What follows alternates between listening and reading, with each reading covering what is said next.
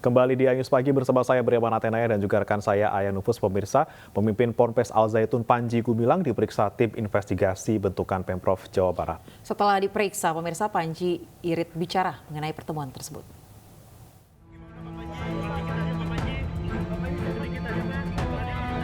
Panji Gumilang keluar dari ruang rapat pada Jumat sore pukul 17.40 waktu Indonesia Barat atau 100 menit setelah diperiksa oleh tim investigasi bentukan pemerintah Provinsi Jawa Barat terkait sejumlah isu kontroversi Pondok Pesantren Al Zaitun. Panji terus berjalan keluar meski terus ditanyakan oleh awak media. Sementara itu tim investigasi Pemprov Jabar mengatakan jika rencana tim untuk mengklarifikasi sejumlah isu terkait kontroversi yang dibuat Panji Gumilang tidak membuahkan hasil. Pasalnya Panji belum memberikan jawaban dan meminta waktu untuk menjawab beberapa pertanyaan. Tadi beliau itu minta waktu kepada kami untuk mempersiapkan jawaban yang akan kami pertanyakan. Dan beliau minta apa yang akan diklarifikasi kepada beliau. Kami insya Allah nanti akan menentukan sikap ya. Akan membuat laporan dulu kepada Pak Gubernur atas apa yang telah kami lakukan. Sementara itu pihak MUI Pusat menyesalkan atas sikap Panji Gumilang yang menolak bertemu dengan tim dari MUI Pusat. Menurut Ketua Tim Peneliti Mahat Al Zaitun MUI Pusat, Panji Gumilang hanya ingin bertemu dengan tim investigasi bentukan Pemprov Jabar. Kami dari MUI menyatakan sangat menyayangkan, menyesalkan karena Panji Gumilang tidak bersedia bertemu dengan tim dari MUI. Kita ketahui bahwa MUI itu lembaga, bukan hanya lembaga legal, tapi kehadirannya itu diakui ya oleh negara. Di dalamnya ada sejumlah ormas umat Islam yang tugasnya adalah bagaimana merawat keharmonian akidah Islam yang umat Islam di negeri ini. Bukan kali ini saja Panji Gumilang menolak bertemu dengan MUI Pusat. Beberapa hari lalu Panji juga menolak perwakilan MUI Pusat yang datang ke Pondok Pesantren Al Zaitun di Kabupaten Indramayu. Meski begitu, MUI Pusat tetap berupaya untuk hadir menyelesaikan polemik Al Zaitun. Tim Liputan iNews melaporkan. Pemirsa, pertemuan antara Gubernur Jawa Barat Ridwan Kamil dengan Menko Polhukam Mahfud MD pada Sabtu sore menghasilkan sejumlah langkah terkait Pondok Pesantren Al Zaitun. Selain diduga terjadi pelanggaran pidana, pemerintah juga akan memberikan tindakan sanksi administrasi kepada Yayasan Pendidikan Islam yang mengelola Pesantren Al Zaitun. Pertama, terjadinya tindak pidana. Ya, ada beberapa hal tindak pidana.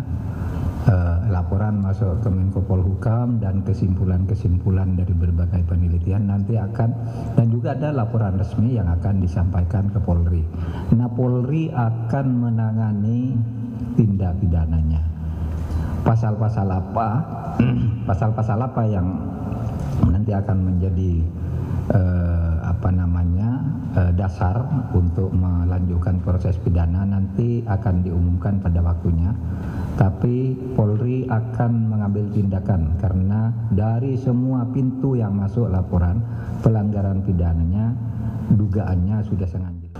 Pada dasarnya kami melaporkan progres dari tim investigasi yang kami bentuk sebagai gubernur yang melakukan investigasi dua arah, melakukan wawancara langsung kepada yang bersangkutan dan tim dari Al Zaitun dan juga melakukan penggalian data lapangan terkait apa-apa yang menyertai permasalahan ini.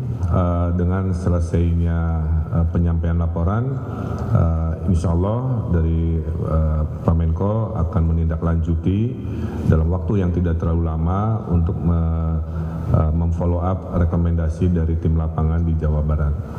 Insya Allah arahnya sesuai dengan harapan masyarakat, tapi tentu dengan kehati-hatian karena menyangkut aspek hukum, administrasi dan juga sumber daya manusia, anak-anak bangsa yang sedang belajar di sana yang tentunya harus kita pikirkan solusi-solusi. Pemirsa, mendekati masa libur panjang Idul Adha, jumlah penumpang kereta api di stasiun Pasar Senen, Jakarta mulai meningkat. Hingga 24 Juni kemarin, 16.000 penumpang telah diberangkatkan dan berikut laporan Muhammad Zuhilmi dan juru kamera Enggar Bagus dari stasiun Pasar Senen, Jakarta. Memasuki masa libur sekolah, stasiun Pasar Senen Jakarta sudah mulai dipadati oleh calon penumpang. Dan menurut data terakhir per tanggal 24 Juni 2023 sebanyak 16.000 penumpang dengan perjalanan 31 kereta api jarak jauh. Jumlah itu diperkirakan akan terus meningkat mengingat pekan depan sudah memasuki masa libur Hari Raya Idul Adha 1444 Hijriah. Bahkan sebanyak 220.000 tiket untuk masa libur sekolah dan juga masa libur Hari Raya Idul Adha sudah dipesan oleh para calon penumpang. Untuk tanggal favorit yang dipilih oleh para calon penumpang diantaranya tanggal 23, 24, 27 dan 28 Juni 2023. Bahkan untuk tanggal 28 Juni 2023 mendatang, jumlah okupansi penumpang sudah mencapai 100%. Artinya jumlah tiket yang tersedia sudah ludes dibeli oleh para calon penumpang. Para calon penumpang bisa mendapatkan tiket kereta api jarak jauh melalui website kai.id ataupun melalui aplikasi KAI Akses dan juga bisa mendapatkan tiket secara langsung melalui pelayanan GoShow atau menggunakan 3 jam sebelum perjalanan. Dan bagi para calon penumpang pun diharapkan untuk memperhatikan beberapa ketentuan, diantaranya untuk anjuran bagi calon penumpang melakukan vaksinasi COVID-19. Dan bagi para calon penumpang yang sudah mendapatkan tiket diharapkan untuk datang lebih awal minimal 1 jam sebelum keberangkatan untuk menghindari keterlambatan. Dari Jakarta, Muhammad Zulhilmi, Enggar Bagus, iNews melaporkan. Pemirsa, jelang pelaksanaan Puncak Haji Akbar pada tanggal 9 Zulhijjah, sejumlah ruas jalan utama di Kota Suci Mekah mulai disekat dan dilakukan checkpoint. Salah satunya di Jalan King Fahd yang merupakan akses utama menuju kawasan Arafah, Musdalifah, dan Mina. Satu persatu kendaraan yang melintas di jalur utama menuju kawasan Arafah, Musdalifah, dan Mina diberhentikan dan diperiksa oleh petugas. Kendaraan yang tidak disertai dengan surat izin diputarbalikkan petugas. Jalan King Fahd sendiri merupakan jalur yang menghubungkan kawasan Aziziyah, Masjidil Haram dengan wilayah Arafah, Musdalifah, dan juga Mina. Akibat penyekatan jalur utama ini, kemacetan panjang pun tidak bisa dihindari. Peraturan ini merupakan kebijakan rutin dari pemerintah Arab Saudi di saat puncak haji akan berlangsung.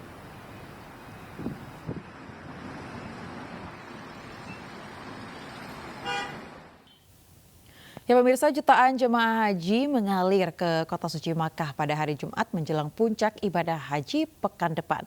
Jemaah haji melonjak signifikan bahkan melebihi jumlah jemaah sebelum pandemi COVID-19.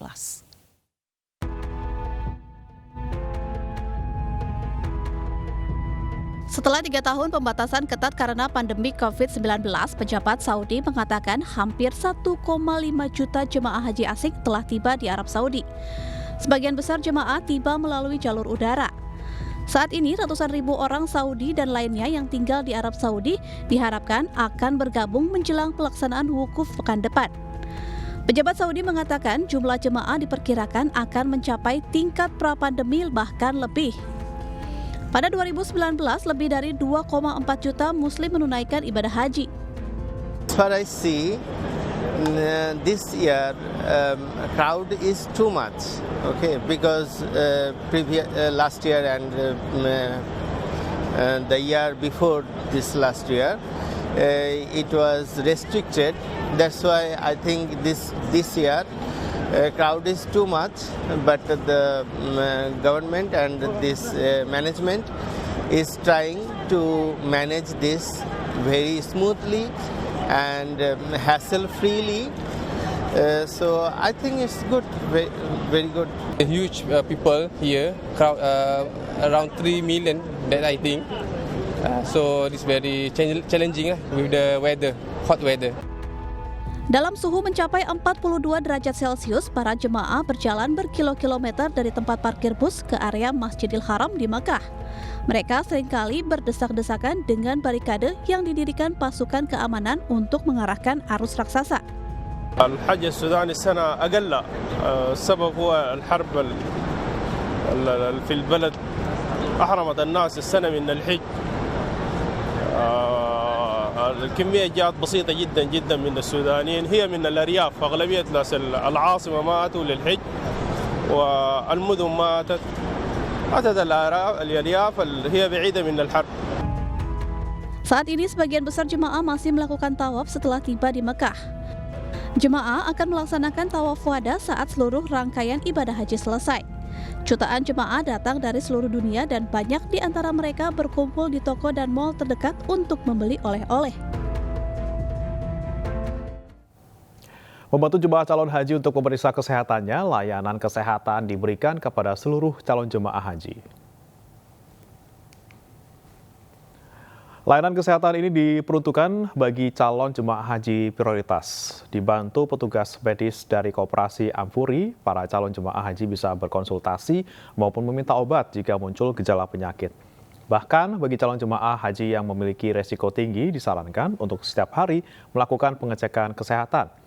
Faktor cuaca yang panas di kota Mekah menjadi salah satu faktor jemaah mengalami gejala ringan seperti flu, radang tenggorokan, dan juga sakit kepala. Jelang puncak haji, jemaah diimbau untuk beristirahat dan tidak melakukan aktivitas berlebihan.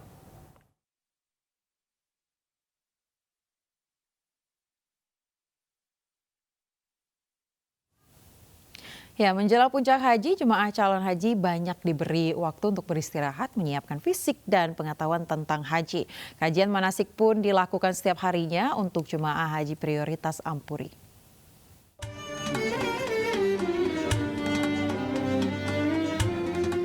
Kajian manasik diberikan setiap harinya untuk meningkatkan pengetahuan tentang haji, keimanan, dan ketakwaan para jemaah. Materi yang diberikan pun beragam, mulai dari makna haji, tata cara berhaji, dan hal lain yang berkaitan dengan ibadah haji. Para jemaah pun merasa senang dan sangat terbantu dengan pengadaan kajian manasik setiap harinya, membuat jemaah semakin matang dalam mempersiapkan diri. Saya setiap hari ikut kajian, yang mana di dalam kajian itu kita diajarkan untuk menimba ilmu, untuk menunaikan ibadah haji, cukup bermanfaat. Kenapa dengan umroh itu beda? Kalau umroh harus tawaf itu pakai ihram, kalau haji kenapa tidak harus pakai ihram? Kalau Ibu sendiri persiapannya apa? Fisik. Jam pengarahan untuk pelaksanaan ibadah haji saja. Tadi masalah lempar jumroh, memang saya melihatnya itu menjadi pengetahuan bagi saya pribadi ya. Karena sebelumnya saya baru kali ini juga ibadah haji. Lempar jumroh ini menjadi ilmu bagi saya supaya bisa melakukan itu sesuai dengan aturan. Kembali lagi tadi, kesehatannya dijaga selalu. Sekarang banyak muhasabah diri, banyak bertaubat, banyak meminta, karena ini rukhsah zahabiyah ya, fursah zahabiyah, yang mana masa-masa yang emas sekali, insya Allah doa dikabulkan. Di masa seperti ini, jemaah disarankan untuk banyak beristirahat demi meningkatkan kesehatan fisik dan menambah pengetahuan tentang ibadah haji.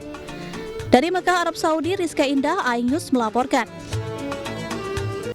Kita kembali ke tanah air, pemirsa. Pentingnya aksi perjuangan iklim yang konkret kerap disuarakan berbagai pihak. Ya, namun upaya menurunkan emisi nasional masih terkendala sejumlah kebijakan dan aturan.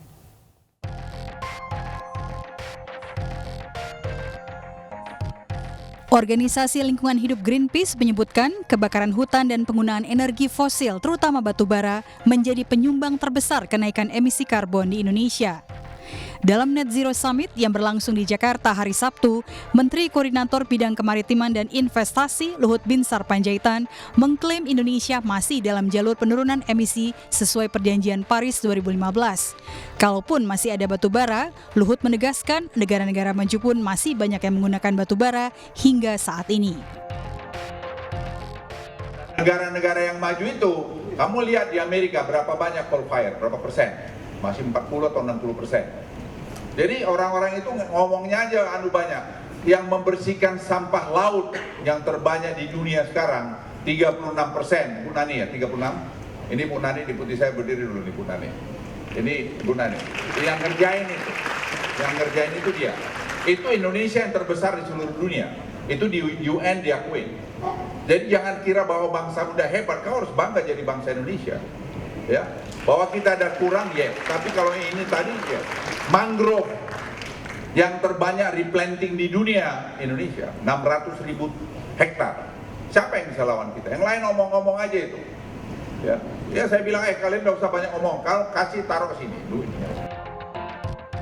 Luhut mencontohkan pembersihan sampah laut yang saat ini telah mencapai 36% lebih di 52 titik yang telah disetujui Presiden Jokowi. Teknologi RDF mampu memproses 15.000 ton sampah dalam sehari.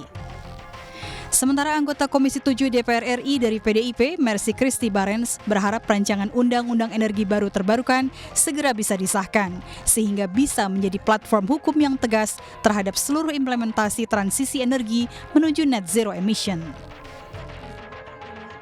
Kita memastikan keputusan Perpres Presiden untuk percepatan transisi energi dia bisa jalan karena implementasinya langsung dilakukan oleh peraturan menteri, dan kita harapkan bahwa beberapa coal firing PLTU batubara yang di atas 100 megawatt itu secara bertahap sudah mulai bisa di-retired, sehingga pada waktunya bisa digantikan dengan energi terbarukan untuk bisa memastikan ketahanan dan kedaulatan energi kita se-Indonesia Raya ini.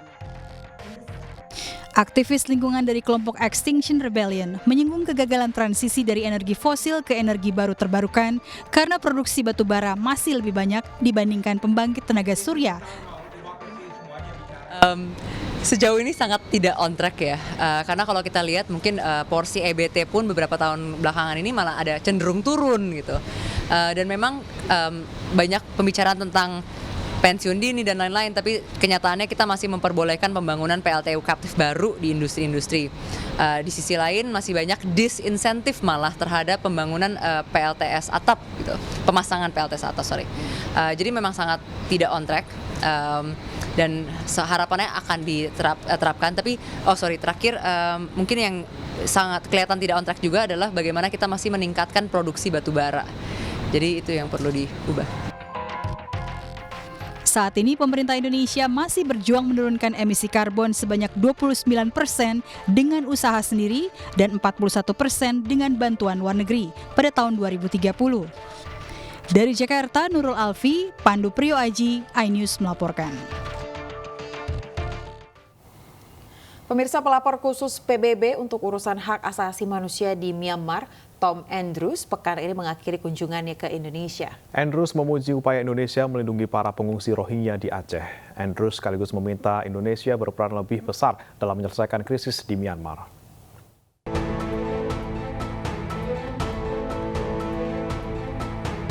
Tom Andrews, pelapor khusus PBB untuk urusan hak asasi manusia di Myanmar, selama 9 hari berada di Indonesia. Selain bertemu dengan para pejabat terkait dan LSM hak asasi manusia, Andrews juga mengunjungi kamp pengungsi Rohingya di Pidi, Aceh.